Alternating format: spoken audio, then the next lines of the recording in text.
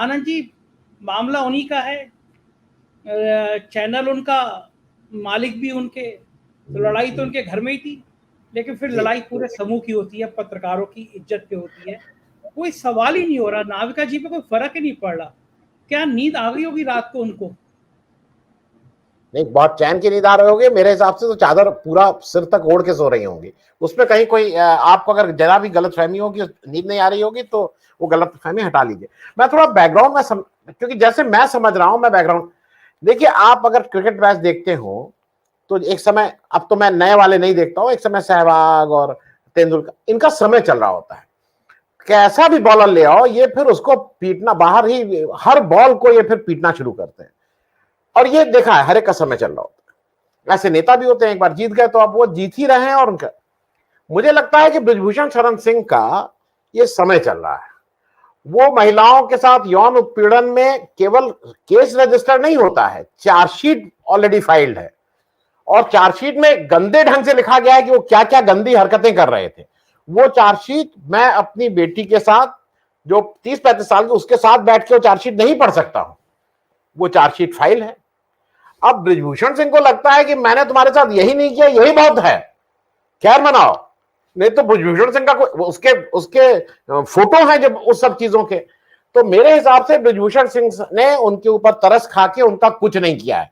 तो उनको तो नाविका कुमार जी को सबसे पहले धन्यवाद करना चाहिए बृजभूषण जी का, कि आप यहां गई, यौन शोषण से बच गई, आपने उसके साथ और कोई व्यवहार नहीं किया। क्योंकि जिसलिए वो कुख्यात है, उनका क्या कर लेगा कोई? सरकार को एक तरफ कर दो तुम। सरकार, ये तो हम सब सामने देख रहे हैं ना, क्योंकि हम मूल मुद्दे से भी भटक जा रहे हैं। नाविका कुमार नहीं, बृजभूषण शरण सिंह जिस तरह से घूम रहे हैं, जिस तरह से हरकत कर रहे हैं, वो कॉन्फिडेंस शो करती है कि सरकार के उनके पीछे कितना दम दे रही है उनको।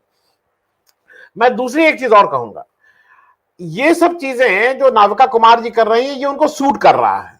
हम और आप तो आज तक नाविका कुमार पे बात नहीं करते। अब उन्होंने ये काम कर दिया तो उनको तो यही चाहिए ना कि कोई और आके इस बात को करे। ये सारे लोग जब अमित शाह के यहां जिस तरह से लाइन लगा के खाना खाने जाते हैं, और वो फोटो आपने भी देखी होगी कि जिस तरह से ये अनुग्रहित होके, जैसे प्रसाद भगवान दे रहा है, उस प्रसाद के रूप में खाते हैं।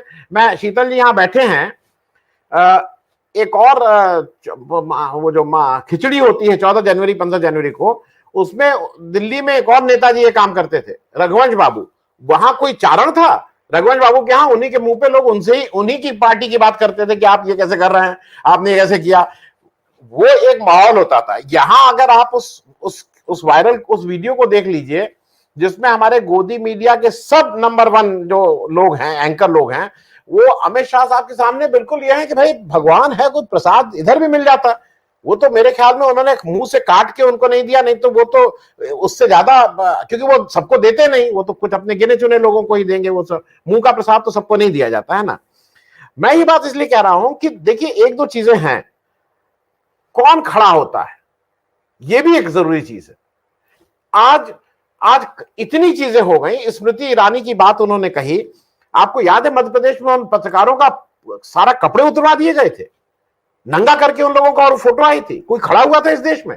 मैं बात ये इसलिए कह रहा हूं कि ये टू वे कम्युनिकेशन भी है, ये टू वे कम्युनिकेशन भी है। अडानी और अंबानी जी ने, छोटे अंबानी, खास करके छोटे अंबानी, तो इसमें उनको महारत हासिल थी। उन्होंने कितने लोगों की नौकरी ली है? आप भी उस प्रिंट मीडिया से आते हैं, आप कुछ लिख दीजिए, आप यहां वो 100 करोड़ रुपए का, 1000 करोड़ का आपके यहां मानहानि का मुकदमा अहमदाबाद तक भेजने में मुझे मतलब अपने यहां से 50-40 हजार रुपए लग जाते थे। भाई ट्रेन से भी जाएगा, वहां रुकेगा, वकील भी कुछ पैसा लेगा। वो आपको लगता था यार तुम अपनी पत्रकारिता अपने घर रखो, तुम घर जाओ यार, हम ऐसे तुम्हें कुछ वजीफा घर में भिजवा देंगे, ये सब। तो मैं ये प्रैक्टिकल बात कह रहा हूं। ये जितने पैसे वाले हैं और जितने इस तरह के लोग हैं, ये पहले नहीं होता था। ये खास करके अंबानी और अडानी। आज अंबानी का तो इस देश में बिल्कुल बाइकआउट होना चाहिए। इन्होंने कितने लोगों की नौकरी ली है। मैं एक और चीज ये कहूंगा कि जो आप कह रहे हैं ना कि ये नाविका कुमार जी, ये बृजभूषण शरण सिंह, ये जिस गुरुकुल से आते हैं, जिस विश्वविद्यालय से इन्होंने पढ़ाई की है, वहां माफी नहीं मांगी जाती है। गलती मानना तो वहां सीखा ही नहीं है। वो ऐसे विश्वविद्यालय से आते हैं जहां अगर आपने गलती मान ली तो आप नहीं उस विश्वविद्यालय के माने जाएंगे छात्र।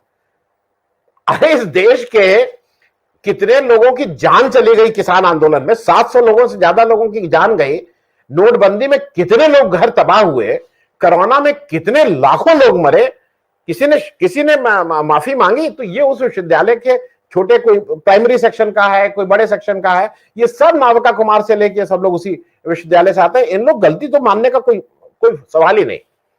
मुझे एक जगह थोड़ा, डॉक्टर लक्ष्मण, आप जब ये कह रहे थे ना पतन की बात, अब पतन किसमें ज्यादा है ये तो बड़ा एक वो है, पत्रकारिता में ज्यादा है, विश्वविद्यालय में ज्यादा है, कि जुडिशरी में ज्यादा है?